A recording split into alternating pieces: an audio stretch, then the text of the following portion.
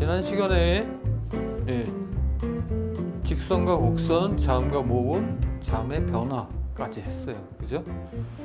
그 행복이라는 문구를 가지고 변화를 주면서 예, 구성을 해봤는데 이번에는 그 물과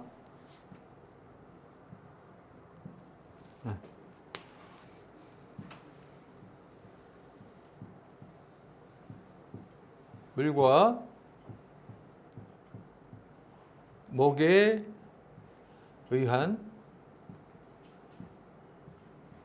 변화를 얘기할 거예요. 자, 저번 시간에 이제 행복을 가지고 얘기를 했단 말이에요. 그죠? 그 기울기나 공간, 굵기, 회계, 장단 그런 걸 가지고 말씀을 드렸는데 거기에다가 덧붙여서 물과 먹이 조화롭게 어울리면 어떻게 변화가 주어지나.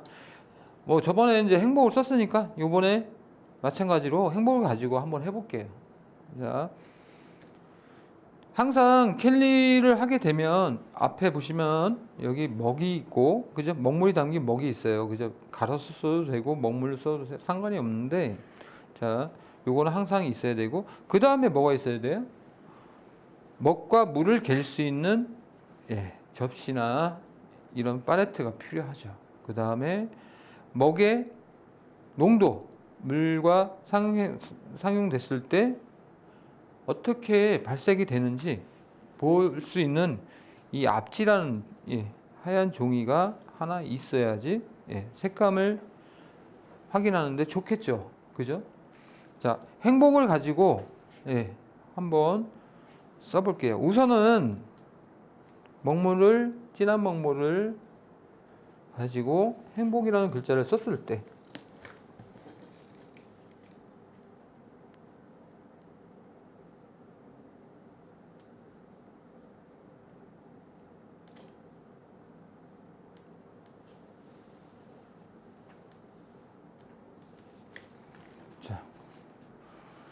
먹의 성질은 당연히 검은색이죠. 검은색으로만 쓰게 되면 물론 이런 비백이 있어서 또 융통성을 발휘할 수도 있지만 검은색만 가지고 표현할 때는 되게 잘못하면 밋밋할 수가 있어요. 강약 조절을 제대로 할 수 없다면, 특히 기울기나 강약 조절에 약하신 분들 같은 경우는 되게 어려울 수가 있어요. 그거를 이 먹물만 가지고 하는 게 아니고, 자, 먹물을 한번 찍은 상태에서 끝에 물을 살짝 담은 상태에서 이 앞지에다가 살짝 빼요. 그런 다음에 이 접시에 살짝 갠 다음에 다시 한번 먹물을 살짝 찍은 상태에서, 물기가 너무 많으면 또 쓸기에 힘들 수도 있으니까 앞지에다 한번 빼고, 이 상태에서 한번 글씨를 써게 되면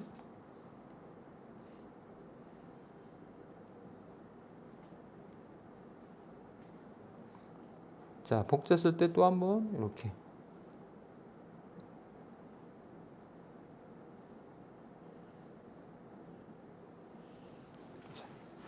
느낌이 전혀 다르게 올 텐데요. 똑같은 형태의 비슷한 글씨라도 이 까만 먹물을 댄 상태에서 물을 살짝 찍었을 때 당연히 처음에 글씨를 획을 운영하게 되면 물 때문에 약간 희석이 된 느낌으로 약간 먹의 농담 차이가 보이겠죠. 그라데이션하게. 그러면서 이 안속에 있는 먹물이 쓰면 쓸수록 점점 나오면서 좀 글씨가 진해지게 돼요. 그러면은 여기서부터 여기까지 글씨 획의, 그죠? 농도, 색감이 다르다는 거를 볼 수가 있겠죠. 그러다가 그 상태로 또 쓰게 되면 여기도 밋밋하게 되기 때문에 물을 한번 콕 찍었어요. 그러다 보니까 이 부분은 당연히 약간 허연 그 먹의 글라데이션을 볼 수가 있고, 점점 오면서 먹이 점점 진해지면서 이 자체가 단계별로 우연적으로 또 먹의 농도가 조절이 되는 모습을 볼 수가 있어요. 이게 보통 농담 표현이라고 하는데 물의 양이 얼만큼 되느냐. 거꾸로 붓을 깨끗하게 씻은 다음에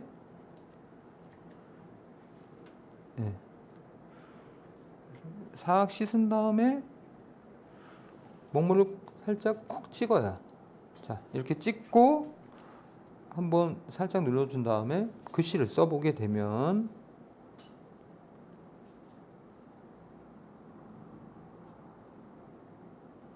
자, 복자도 마찬가지로 살짝 찍어.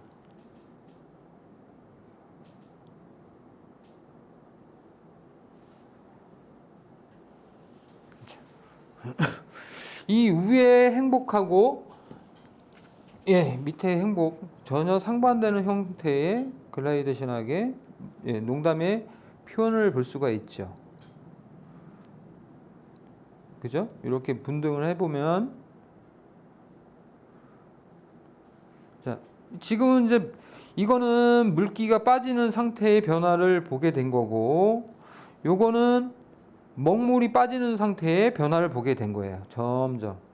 그러면서 얘는 먹기가 점점 발현이 될 테고, 얘는 먹기가 다 나가고 물이 점점 발현이 되겠죠. 그죠? 요게 이제 그 붓을 세우면 세울수록 이제 위에 있던 물이든지 먹이든지 흘러나오는 속도감에 따라서 내가 붓을 운용하는 방법도 달라져야겠지만 그 차이에 의해서 글씨의 획의 느낌이 감정이 전혀 틀리게 나온다. 네. 요걸 이해하시면은 그 글씨 쓰실 때 굉장히 많은 도움이 될 거예요. 판본체를 써도 마찬가지고 그 어떤 켈리를 써도 마찬가지고 서체 현대서예를 써도 마찬가지예요. 요즘 근래에 이제 작품을 보게 되면 먹과 물의 상관관계에 대한 창조적인 작품이 굉장히 많이 나오게 되는데 켈리에서도 마찬가지로 이런 방법을 많이 쓰게 되죠. 자, 다른 종이에다가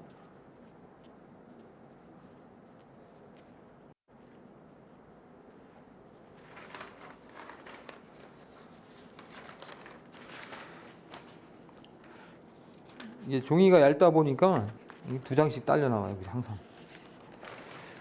다른 종이에다가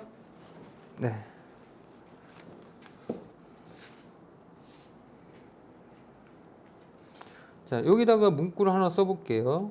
자, 먹의 농담에 따른 변화에 따른 형태를 보면서 우선은 물을 가지고 먹물을 먼저 찍은 다음에 물을 끄트머리만 살짝 찍고 어떤 걸 써볼까? 당신은 행복한 사람 한번 써볼까요?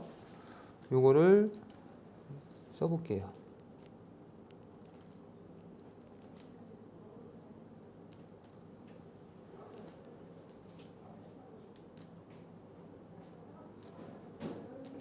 어느 정도 쓰다 보면은 먹기가 좀 빠져요. 아니, 물기가. 그럴 때 물을 한번 살짝 찍고, 그 다음에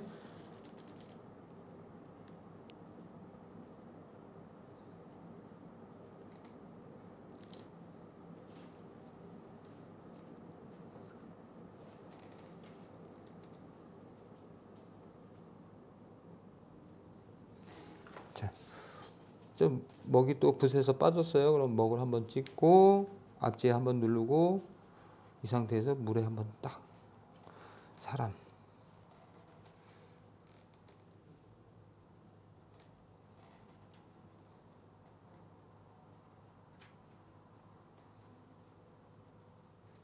자, 이렇게 썼을 때 전체적으로 보면은 먹톤이나 이런 그 먹의 농담 진하고 중간 농도 흐렸을 때의 느낌이 적절하게 섞이게 되면 그 문장이 요구하는 정말 부드러운 느낌, 당신은 행복한 사람이니까 격하게 쓸 필요가 없잖아요. 그죠? 부드러운 느낌의 형태의 켈리를 쓸 수가 있어요. 반대로 또 아까처럼 행복을 쓰듯이 붓을 깨끗하게 빠른 다음에 또 당신은 행복한 사람을 쓰게 되면 요거하고 좀 다른 느낌의 형태의 켈리가 되겠죠.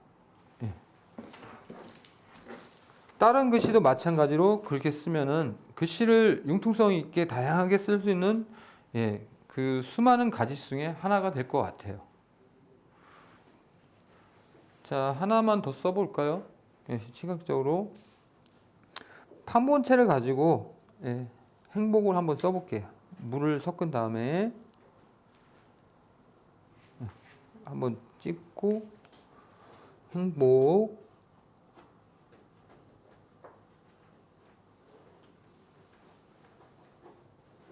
자, 이게 붓이 작으니까 적절히 조절하면서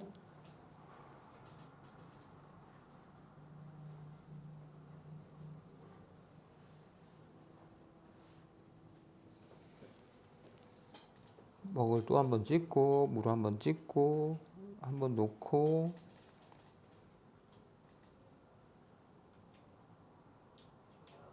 자, 물 한번 찍고 한번 찍고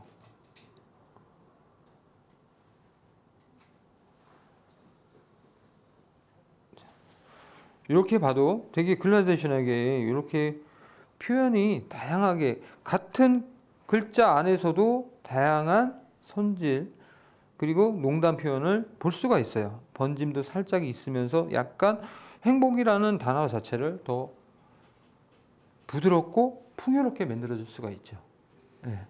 이런 작업들을 끊임없이 어떤 글씨가 됐든 간에 그냥 단순하게 나는 먹으로 쓰는 게 그냥 먹만 쓰기가 좀 부담스럽고 싫다 이럴 때는 이런 식으로 창작할 때 활용을 해보면 굉장히 도움이 될 거예요.